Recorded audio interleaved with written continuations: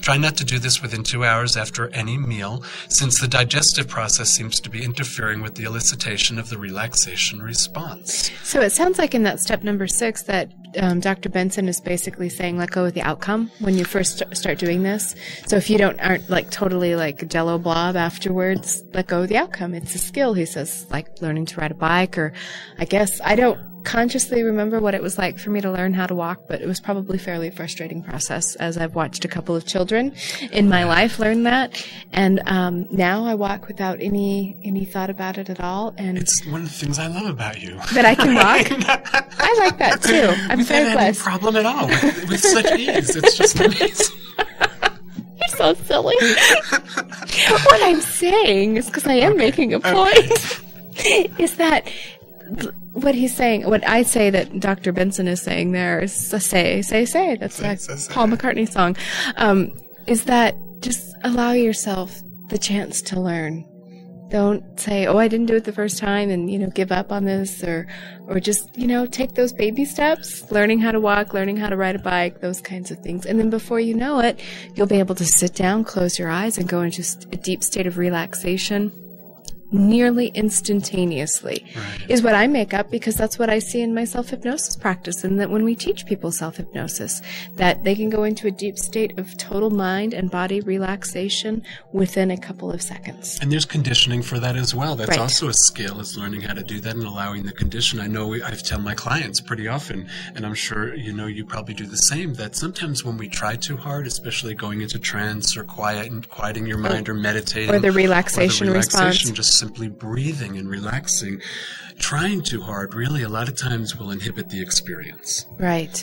So Dr. Benson actually did some studies with Tibetan monks on what they can do with their mind in response to what's going on with their breathing and their body temperature. So actually, I'm talking about that. I should probably go ahead and put that in. I'll just read some of the benefits he says from the relaxation response, some of the research that he's done.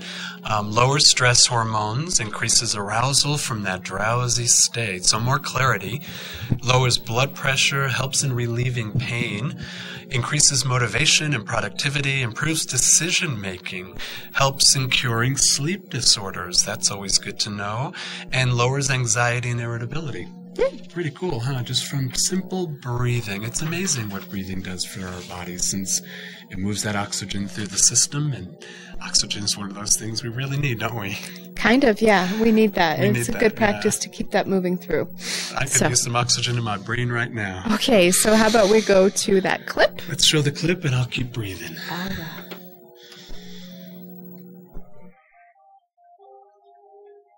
For years, Dr. Herbert Benson of the Harvard Medical School has been conducting experiments on Buddhist monks from Tibetan monasteries to assess the effects of meditation on the body's metabolism. His research has provided a remarkable insight into the ways the mind can alter the functioning of the body. What we found with respect to their oxygen consumption, in simple meditation, they decrease their metabolism upwards of 64%. And this was the largest decrease in oxygen consumption that was ever recorded in experiments by a simple restful procedure. Carefully monitoring a form of Dzogchen meditation known as Tum Mo, the yoga of inner heat, Benson came up with even more intriguing results. What we found initially in Tumo was that monks were able to increase their skin temperature in environments of 50 to 60 degrees Fahrenheit. But that was just the beginning. Well, what we found in these monks in very cold environments of 40 degrees Fahrenheit, wrapping themselves in wet sheets, these monks astoundingly could increase their temperature enough to get the sheets steaming and dry the sheets. You and I would go into uncontrollable shivering and perhaps even die of too low blood pressure.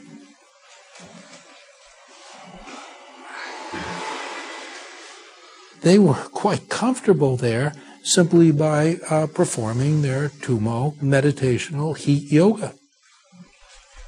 When asked how they do it, the monks describe relaxing, focusing on their breathing. They picture air coming in and out as a kind of energy. They visualize it as a flame, a fire coursing through the chest. Dr. Benson has shown that anyone who performs the initial steps of meditation can have a significant effect on their body. Hey, we were chatting. We weren't watching what Lost we were doing. track of time. There we are. Pretty amazing. I mean, that's so amazing. I'll have to remember that now on those cold nights when I'm, walking around the lights in Santa Fe on that Christmas Eve. I'm always freezing. I'll have to remember the breathing.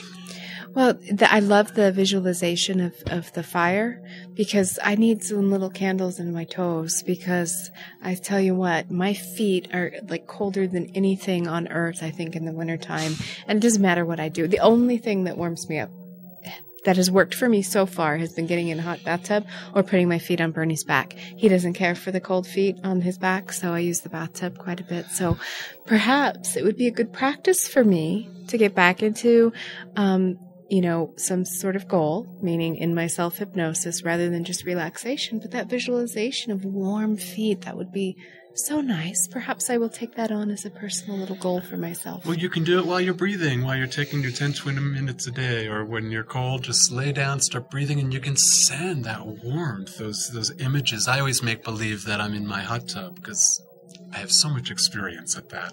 So whenever I get cold, I usually actually close my eyes and imagine that from my neck down, I'm just warming up in that nice warm water, and it feels pretty good. Yeah, so breathing, everybody. Brandy and I keep telling you how simple it is to change your experience and have more joy, more health, more well-being in your life and in your body, feeling good, getting out there and playing with your kids and having energy to visit and hang out with your friends and just to be out there in the world right now. It's all about more energy. And boy, breathing is such a simple way to bring well-being and health into our body that I really recommend it. Yes, breathing is highly recommended by both of us. And what I find just absolutely hilarious about my experience is that I counsel people on doing this, and there'll be days I'm in my stuff, I'm doing my thing, and all of a sudden I'll just take a deep breath and I'll realize, oh my goodness, I haven't been breathing deeply. I haven't been releasing my tension. I can feel it, building up. I can feel it in my shoulders. And I think, just breathe.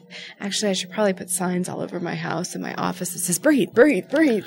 Well, I was reading some research, and it says that most people actually only use 20% of their lung capacity when they breathe. We breathe so shallow that we're only using 20% of our lung. I mean, it's bad enough we're using like 1/1,000,000th of our brain. I think that's an exaggeration. I don't think that's a little bit. Okay. I think that's an exaggeration. A part of our brain, even though we're a plethora of information on this show. Of information. Wow. Yeah, so we're only using 20% of our lung capacity. So I'm serious, you guys. Get out there and breathe. Breathe. And if you have any questions for us, please feel free to visit us at our website. Email us, give us a phone call, and we hope that you have a pleasant evening, a wonderful weekend, and a happy and safe holiday season. Yeah, thank you. Many blessings. Many and thank blessings, you, Brandy. Another wonderful show. Yes, and good night.